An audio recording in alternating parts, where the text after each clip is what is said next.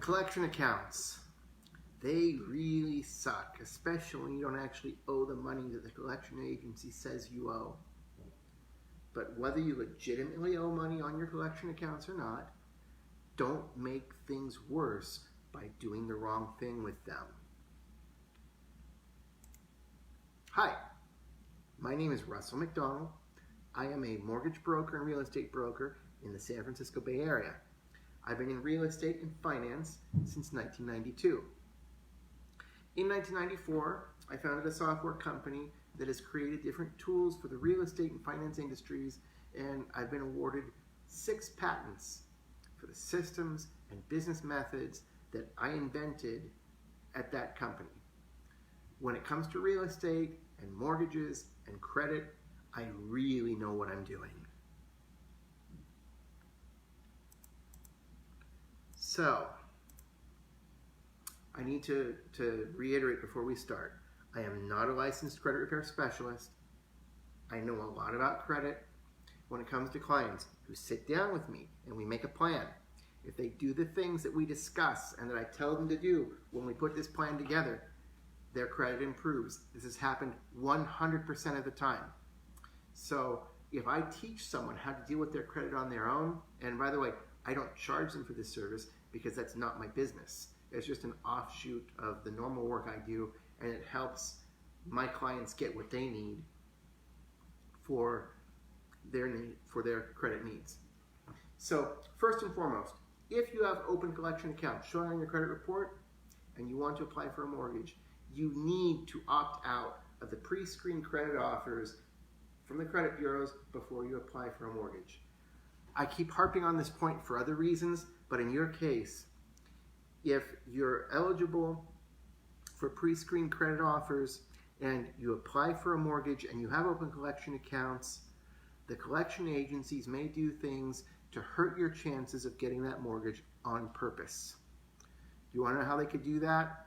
Well, look, if you owe money to a collection agency, they have probably taken your social security number to one or more of the credit bureaus and purchased in advance trigger leads so that if you apply for a mortgage, they are informed that you have applied for a mortgage. So here's what happens. We use FICO scoring models in getting mortgages, but the FICO scores that we use for mortgages are older, which means if someone requests the older version of the credit scoring model from 15 years or so ago, the credit bureaus know that person has applied for a mortgage, and they sell that information to other companies. So, for example, how could the credit collection agency make it hard? Look, they could update your information on your credit report to make it newer, and they may make it so that your mortgage could cost you more.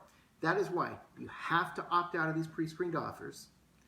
You know, there are other reasons that it's a good idea to opt out, but if you have an open collection account and you don't opt out before you apply for a mortgage, you are asking for trouble. Now, there's a link to the website to opt out of these offers in the description on this video, and also a couple of other videos I've done that explain the reasons behind doing that. You have to take this part seriously.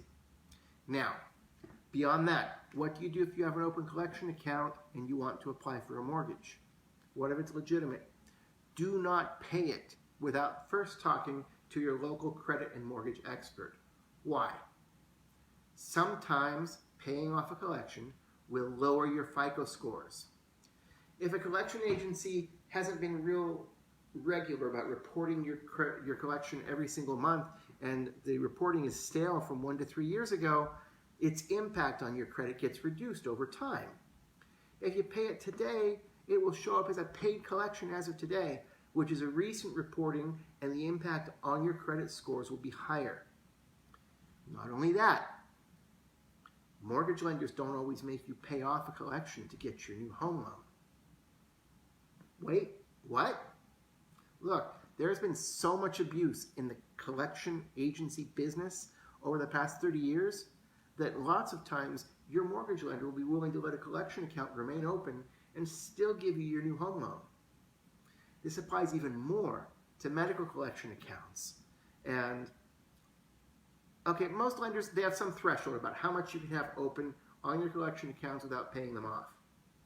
But no matter what, do not pay off a collection account without first talking to your independent mortgage broker to walk through your situation and formulate the best plan for what you need.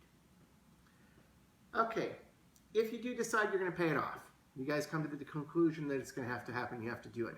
Never, ever give the collection agency your checking account information over the phone. Always send them a certified check or a money order, because if they get your checking account information, you have no idea how much they're actually going to take from your account. Also, if you do have to pay a collection account off, try to get them to delete it from your credit report entirely in exchange for paying it off. Or see if you can go back to the original creditor and get them to withdraw it from collection and pay them directly in exchange for removing everything from your credit report. In either situation, talk to your local mortgage expert and let them tell you the best way to proceed. Your situation may be different. You may need a unique game plan put together for your situation. Now, here's something as an afterthought. What if you really did have a legitimate collection account and you owed them that money, but it's been several years? That might not be collectible anymore. Do you know what the statute of limitations is in your state for that type of debt? You should look that up. For example, for lots of the debts that wind up in collections here in California, the statute of limitations to collections is 4 years. So even though the collection agency can keep reporting you delinquent for 7 years and then it has to come off according to the Fair Credit Reporting Act, they're not able to sue you and get a judgment if they wait longer than 4 years to file suit. So if you are still within the statute of limitations for your state, you have to take a slightly different approach. You need to tread a little bit more lightly if there's a chance that they could file a lawsuit and get a judgment. That portion gets extremely complicated, and it would probably take more than an hour-long video to explain all the intricacies of trying to deal with convincing the credit bureaus to take off collection accounts due to statute of limitation issues, and you're going to need to have some one-on-one time with a credit expert if that's the sort of thing you need to do. Now look, if there's something that you would like me to have discussed about the collection account issues, let me know and I can come up with some more detailed information. I am going to be trying to put together detailed information about mortgages and credit and real estate several times a week going forward. Hope you enjoyed this video. Thank you for watching. And again, I'm open to suggestions at any time of any other topics that you want me to cover. Thanks, guys. Have a great day.